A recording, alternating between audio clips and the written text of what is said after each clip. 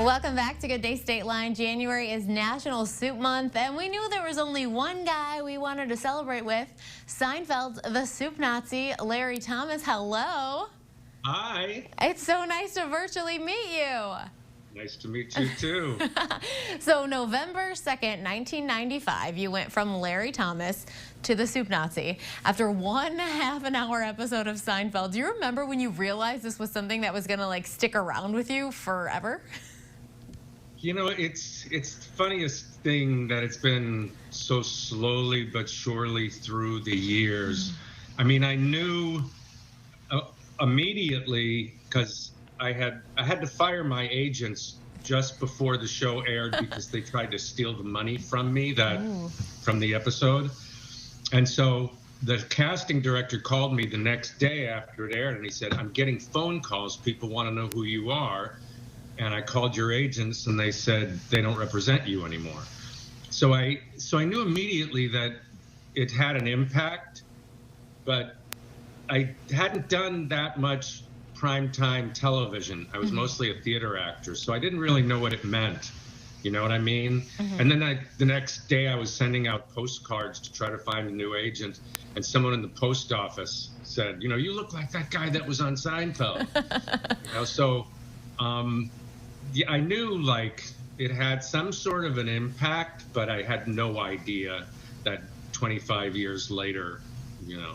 Well, aside from the four main characters, you were probably one of the next in line for people that everyone who's ever seen Seinfeld knows. Yeah, you know, it's so weird. There were so many other people besides the four main characters that had a lot more than just 2 appearances.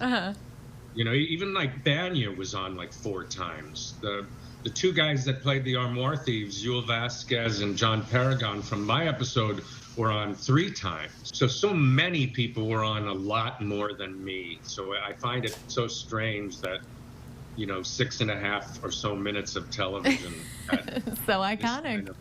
So we got to know, how often do people yell "no soup for you" at you in public? Well, not as often as you'd think if I'm not literally wearing a chef's costume, because I can come and go pretty anonymously.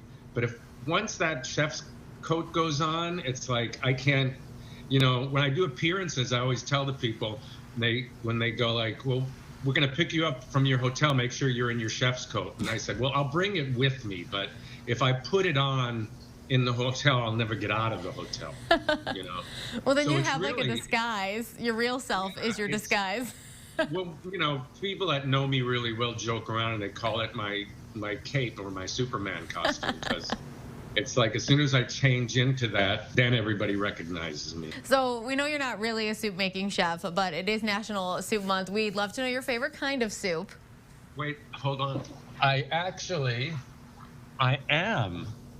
See this book? Oh, there you go. An adventure in acting and cooking. It has 52 recipes in it that are all mine. Oh, cool. And 8 of them are soup. So where can we get that book? And then what's your favorite kind of soup? My favorite soup is New England clam chowder. Okay. Funny thing about the clam chowder recipe in my book is it's the last recipe in my book. I talk about how early on, when I was washing dishes at a place called the Chili Place when I was a teenager, the guy had great clam chowder. Like, it wasn't too rich like they make it in New England, and yet it had tons of clams in it, and it was just the kind I liked. And I asked him what his secret was, and he pulls out this gigantic can of like Smart and Final clam chowder and a big can of clams, and he goes, "I just put in extra clams." So early in the book I talk about that, and after like all the recipes, and I was about to end the writing of the book, and I said, "Wait a minute, I'm Jewish and I'm full of guilt, and I can't end this book without my own recipe for my own favorite soup." So I took a weekend and I tried to make the perfect clam chowder like I like it. Extra clams, not too rich. So I used like low-fat milk and thickened it up with cornstarch, so it's not it doesn't have like heavy cream in it. Well, then we can all make your clam chowder too. We just got to get your book, realsoupnazi.com. We know we have so much fun there for us to visit. You got masks and everything. Thank you so much for spending some time celebrating a National Soup Month with us. Oh, you're very welcome. Coming up next on GDS, we are going to tell you all about your Good Day Calendar task of the day and a super fun family giveaway. We'll be right back.